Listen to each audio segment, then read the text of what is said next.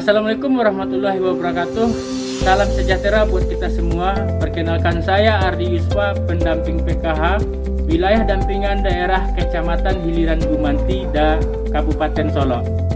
Kali ini saya akan mencoba mempraktekkan bentuk pengaduan layanan anak stunting pada modul 8 dan sesi 14. Dalam pembelajaran ini, peserta dapat mengidentifikasi layanan untuk penanganan anak stunting dan mensimulasikan layanan untuk penanganan anak stunting.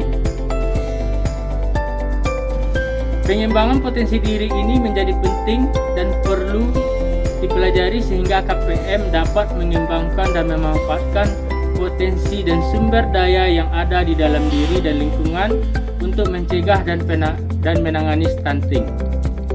Bila ada keluarga yang mengalami kasus stunting dan tidak memiliki kemampuan untuk mengatasinya, pendamping dapat memfasilitasi KPM untuk merujuk dan memanfaatkan lembaga yang memberikan pelayanan pencegahan dan penanganan stunting yang ada di sekitarnya.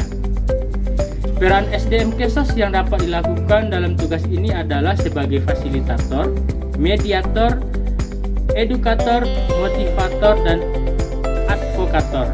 Untuk lebih lanjutnya, yuk kita simak bersama-sama video berikut.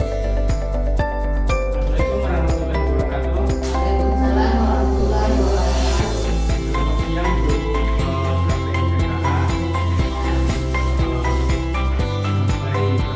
kembali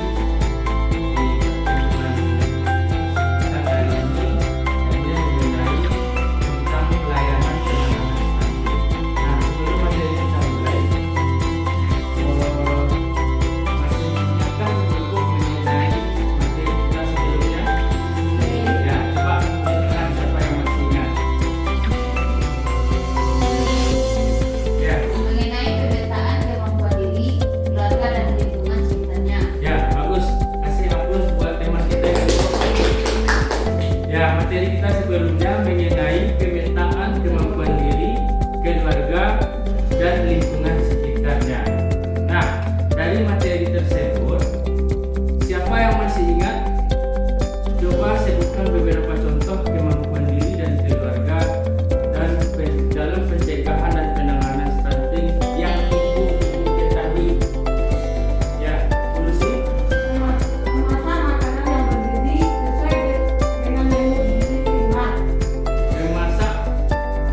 Memasak makanan yang bergizi sesuai dengan menu yang seimbang.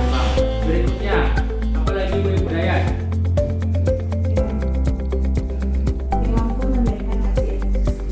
Ya, kemampuan memberikan ASI inklusif. Berikutnya Ibu. Ya, Ibu Yus. Mampu menghindari paparan asap rokok. Mampu menghindari paparan asap rokok. Bagus, sekali lagi. Ya, berikutnya siapa? Ibu Erna ingat? Yang baik pada anak.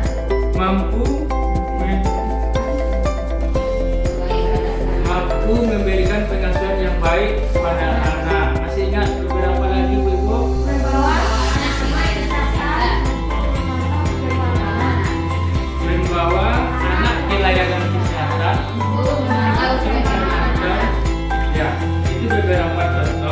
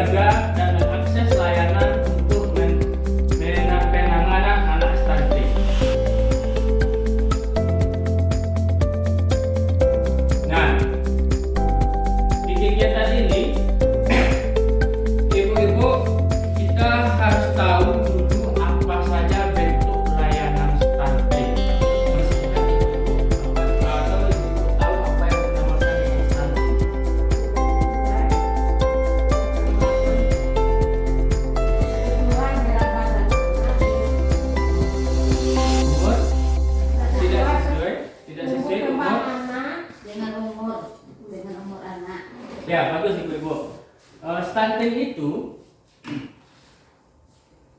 Stunting itu adalah kondisi gagal tumbuh pada anak berusia di bawah 5 tahun akibat kekurangan gizi kronis dan infeksi berulang, terutama pada periode 1000 hari pertama anak. Nah, bagus. Tadi Ibu Lucy bilang anak tidak sesuai perkembangan dengan berat tubuh anak. Ya, anak di sini dikategorikan mengalami stunting apabila tinggi badan berada di bawah -2 standar deviasi panjang atau tinggi anak seumurnya. Jadi tidak semua anak seumuran, nanti ibu-ibu berasumsi tidak semua anak yang dikatakan stunting usia mereka yang tidak sesuai dengan tinggi badannya. Nah, bagus ibu-ibu. Kita lanjutkan.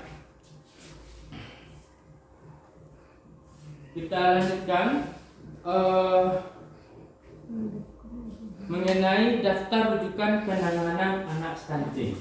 Nah, dalam penanganan anak stunting kita bisa membawa anak kita pada layanan yang ada di masyarakat atau di kampung kita. Nah, mulai dari tingkat desa, kecamatan, kabupaten. Nah, kalau di tingkat desa atau nagari ada jenis layanan yang bisa kita kunjungi. Pertama, ketua rukun tetangga. Kalau kita tidak ada ketua rukun, ada kepala jorong. Kemudian kepala dusun, ketua rukun warga, kantor desa, atau di tempat kita apa namanya?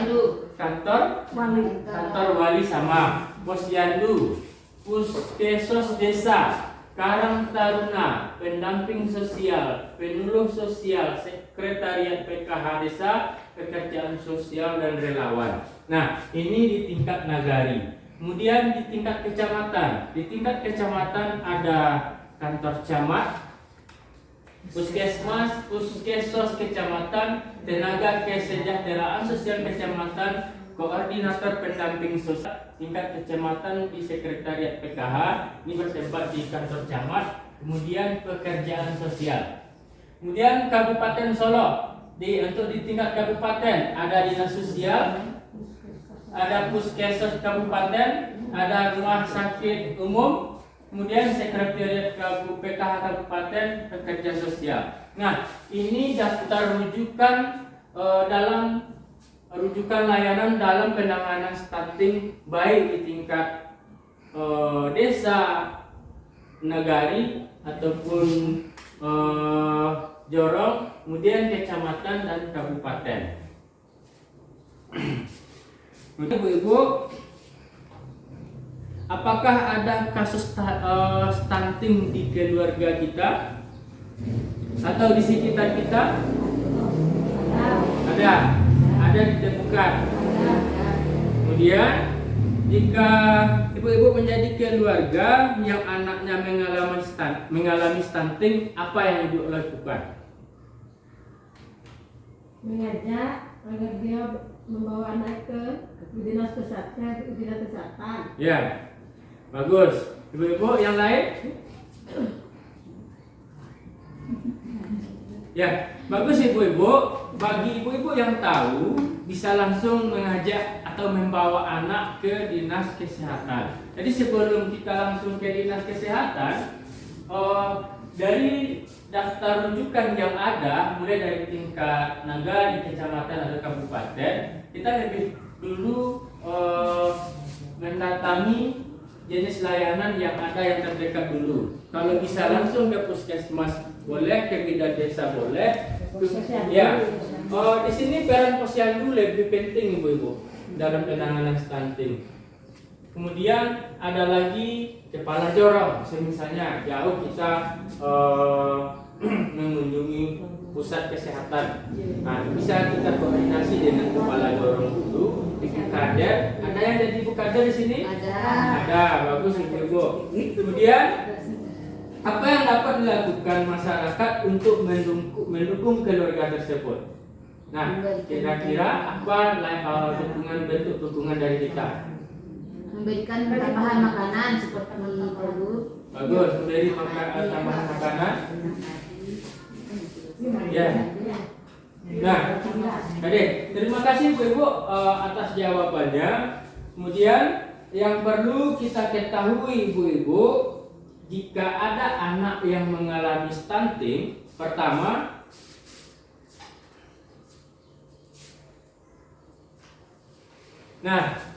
keluarga dapat mengoptimalkan bansos untuk memenuhi gizi anak. Nah, kita kan di PKH sudah ada tambahan bantuan BPNT. Nah, jadi keluarga dapat mengoptimalkan bantuan untuk pemenuhan gizi anak. Dan seperti yang disampaikan Ibu tadi, kemudian stimulasi terus dilakukan oleh orang tua dan keluarga. Keluarga dan masyarakat dapat menghubungi layanan yang ada di lingkungan, mulai dari tingkat nagari, kecamatan sampai ke kabupaten. Jadi itu yang perlu kita lakukan Ibu-Ibu. Nah, kita perhatikan peta sumber daya lingkungan alam Babungo ini yang ada di kenegarian kita. Nah, ini bentuk sumber daya lingkungan yang bisa kita manfaatkan. Nah, mulai dari kantor camat, apalagi bentuknya Ibu? Sekolah, apalagi puskesmas ada juga. Ini puskesmas. Dan lagi Ibu, atau bisa Ibu salah satu Ibu yang melihat bentuk petanya. Jadi kalau seandainya ada masyarakat atau tetangga kita yang mengalami stunting, Ibu bisa mengarahkan ke layanan yang ada di nagari kita. Posyandu. Nah, di mana posyandu Ibu berada? Coba tebak.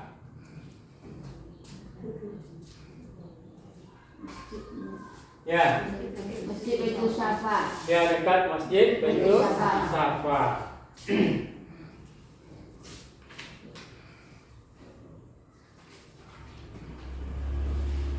Nah, jadi berdasarkan peta yang ada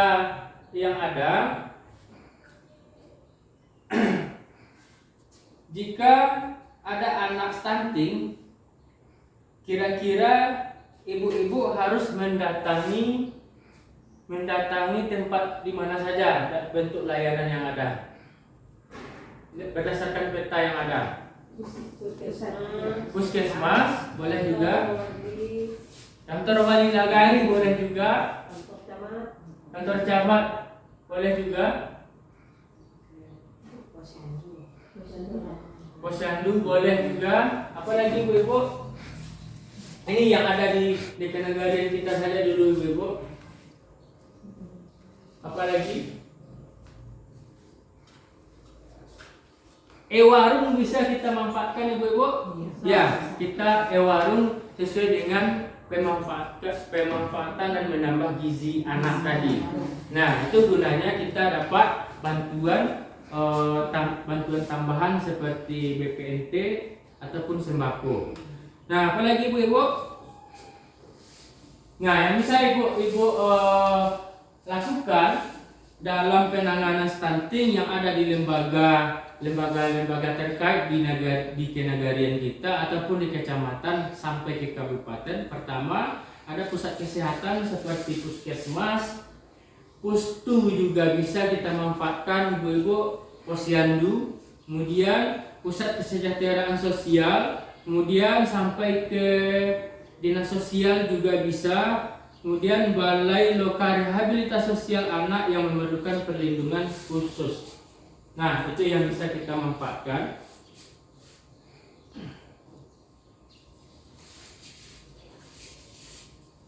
Nih Ibu-Ibu, jika ada anak stunting, kita bisa mendatangi lembaga-lembaga berikut. Pertama, pusat kesehatan, posyandu, pusat kesejahteraan sosial, dinas sosial, e-warung, kontak telepon pelayanan sosial. Ini ada kontak telepon pelayanan sosial di nomor 515000771. Balai Lokal Rehabilitasi Sosial Anak yang memerlukan perlindungan khusus. Nah, ini lembaga yang bisa kita datangi dalam penanganan kasus stunting. Nah, kemudian bisa kita tambahkan ibu-ibu selain ini.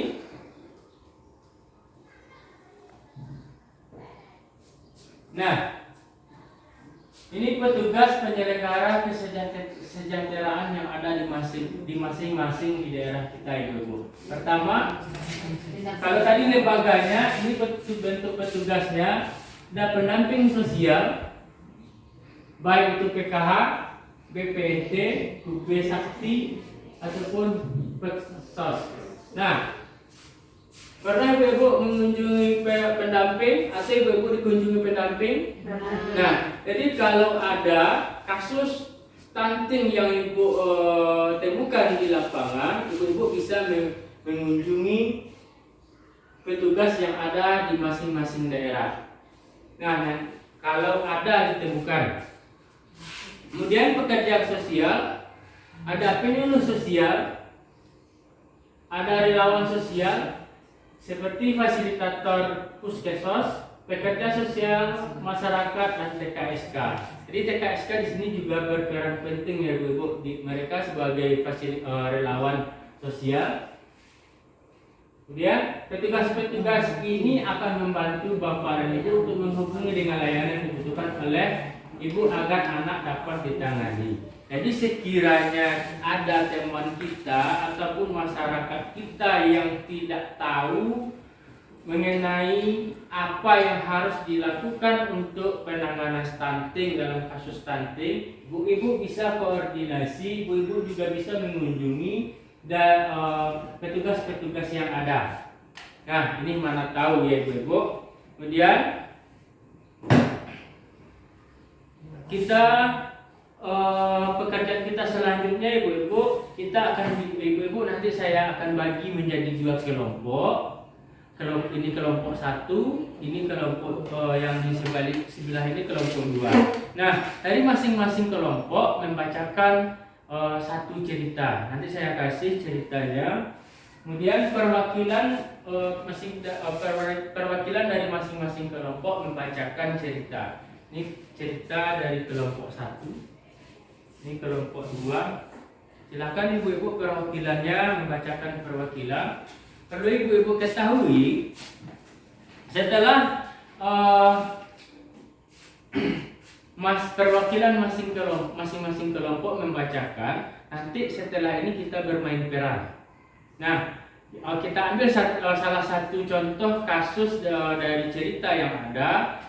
Dari masing-masing itu dari cerita yang ada kita lakukan stimulasi bermain peran, baik itu peran sebagai anak, ibu, orang tua ataupun pekerja sosial yang ada. Nah, silakan ibu-ibu perwakilannya membacakan cerita yang ada dari kelompok 1. Boleh Bu Yus, ke depan Bu Yus.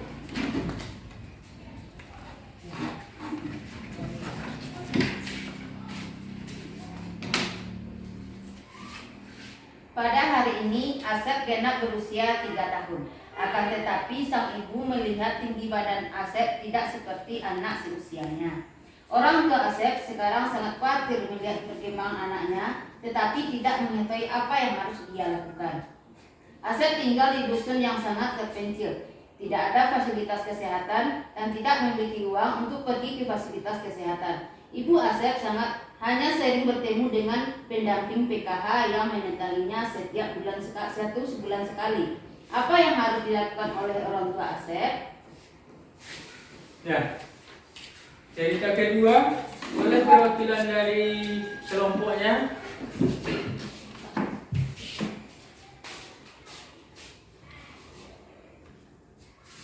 Ina sekarang berusia 4 tahun, namun tinggi badan dan berat badan tidak sesuai dengan anak pada usia 4 tahun. Selama kehamilan Nina, sang ibu memang mengalami kurang darah karena tidak makan makanan bergizi. Karena ibunya tidak mendapatkan bantuan sosial untuk memenuhi gizi. Sekarang Nina tidak terbiasa makan makanan bergizi dan kondisinya semakin memburuk serta sakit-sakitan. Nina sering menjadi bahan olokan teman-temannya. Apa yang harus dilakukan keluarga dan masyarakat melihat kasus tersebut? Ya, bagus ibu-ibu. Dari cerita yang ada, kita ambil salah satu contoh, salah satu cerita, baik cerita kita ambil saja cerita 1. Ibu-ibu silahkan diskusikan, silahkan ibu-ibu diskusikan, menentukan siapa saja yang akan berperan menjadi tokoh yang ada dalam cerita. Kemudian menentukan sikap yang sebaiknya ibu lakukan berdasarkan cerita yang ada. Kemudian pihak-pihak apa saja yang perlu kita lakukan. Jadi silakan ibu-ibu ke depan, kita simulasikan berdasarkan cerita yang ada. Silakan siapa yang mau jadi berperan sebagai anak, orang tua, petugas.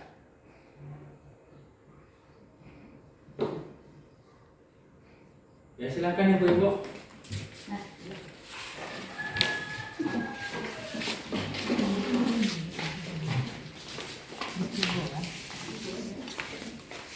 Untuk sekedar mengingatkan, ceritanya seperti ini ya ibu-ibu. Pada hari ini Asep genap berumur 3 tahun. Akan tetapi sang ibu melihat tinggi badan anak Asep tidak seperti anak seusianya.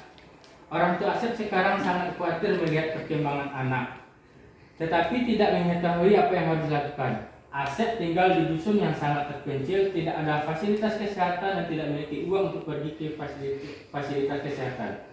Ibu Asep hanya sering bertemu dengan pendamping PKH yang mendatanginya setiap bulan sekali. Apa yang harus dilakukan? Nah, berdasarkan cerita yang ada, ibu-ibu menentukan siapa saja yang akan berperan menjadi tokoh dalam cerita tersebut. Berarti ada anak, ada ibu, dan ada petugas. Kemudian berdasarkan cerita yang ada, ibu-ibu harus menentukan sikap yang sebaiknya dilakukan oleh orang tua ataupun keluarga dan masyarakat. Kemudian pihak-pihak mana saja yang perlu dilibatkan untuk kasus yang ada.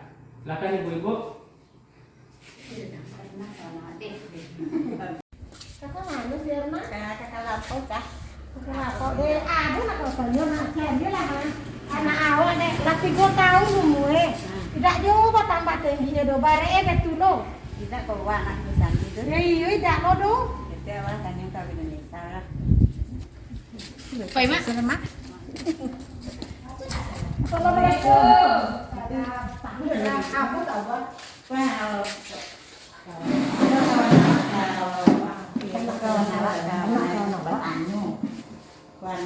Anak ada apa? Bare badannya dapat tambah dong. Tingginya betul lo. Tidak awal ke bawah ke posyandu. Kok ke posyandu ini dah ada lo.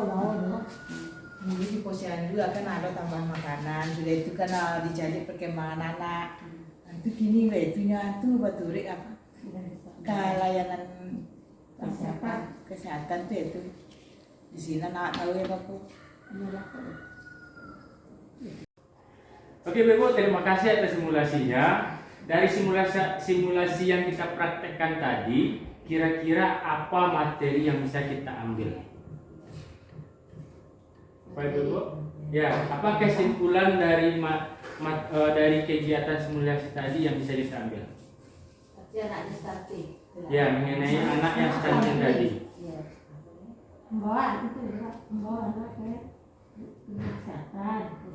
Ya, dibawa anak. Kesehatan. Nah, jika ada anak yang stunting, kita bawa ke dinas kesehatan atau petugas yang ada dulu. Nah, ke posyandu. Ya, bagus ibu-ibu. Kasih hapus kalau kita bersama. Nah, jadi ibu-ibu perlu diingat, pertama, walau anak sudah terkena stunting di usia di atas 2 tahun, keluarga tetap dapat mengoptimalkan bansos untuk pemenuhan gizi serta memberikan simulasi untuk mendukung pertumbuhan dan perkembangan anak. Nah, itu yang perlu kita ingat ibu-ibu, walaupun anak sudah terkena stunting di atas 2 tahun, arti kita keluarga tetap dapat mengoptimalkan bansos untuk pemenuhan gizi anak serta memberikan stimulasi untuk mendukung pertumbuhan dan perkembangan. Kemudian, jika sudah terkena stunting, orang tua perlu membawa anak ke fasilitas kesehatan dan berkonsultasi dengan tenaga kesehatan agar kondisi anak tidak semakin memburuk. Orang tua ataupun masyarakat dapat mendatangi lembaga-lembaga layanan yang ada di daerah masing-masing atau menghubungi SDM Kesos yang ada di wilayah Bapak Ibu untuk mendapatkan layanan yang dibutuhkan. Jadi ini beberapa poin penting yang perlu kita ingat ibu-ibu jika ada anak kita ataupun tetangga yang terindikasi stunting. Jadi ada yang perlu kita lakukan. Pertama, bawa anak ke fasilitas kesehatan dan silahkan berkonsultasi di sana atau mendatangi lembaga-lembaga yang ada di masyarakat di masing-masing daerah kita. Oke Ibu, terima kasih atas waktunya. Demikian, wabillahi taufiq wal hidayah. Assalamualaikum warahmatullahi wabarakatuh. Waalaikumsalam warahmatullahi wabarakatuh. Seperti yang kita tahu bahwa stunting adalah kondisi gagal tumbuh pada anak berusia di bawah 5 tahun akibat kekurangan gizi kronis dan infeksi berulang terutama pada periode 1000 hari pertama kehidupan. Anak dikategorikan mengalami stunting apabila tinggi badannya berada di bawah -2 standar deviasi panjang atau tinggi anak seumurnya.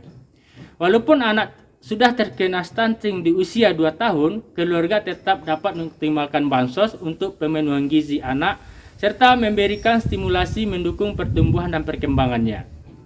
Jika anak terkena stunting, orang tua perlu membawa anak ke fasilitas kesehatan dan berkonsultasi dengan tenaga kesehatan agar kondisi anak tidak semakin memburuk. Adapun lembaga yang bisa kita lakukan untuk dapat menangani hal permasalahan tersebut, pertama, pusat kesehatan masyarakat ataupun puskesmas. Ada posyandu, pusat kesejahteraan sosial, SLRT, dinas sosial, e-warung untuk pemenuhan gizi, kontak telepon pelayanan sosial anak, atau TPSA di nomor 1500771. Masyarakat juga bisa melaporkan kepada petugas sosial ataupun SDM penyelenggara kesejahteraan sosial yang ada di daerah masing-masing yang meliputi pendamping sosial baik itu PKH, BPNT, KUB maupun Sakti-Peksos. Dan ada pekerja sosial, penyuluh sosial, relawan. Relawan di sini fasilitator Puskesmas, pekerja sosial masyarakat maupun TKSK. Demikianlah video singkat ini yang bisa kita lakukan dalam mendukung keluarga mengakses layanan untuk penanganan anak stunting. Semoga bermanfaat. Mari semua cegah stunting. Wabillahi taufiq wal hidayah. Assalamualaikum warahmatullahi wabarakatuh.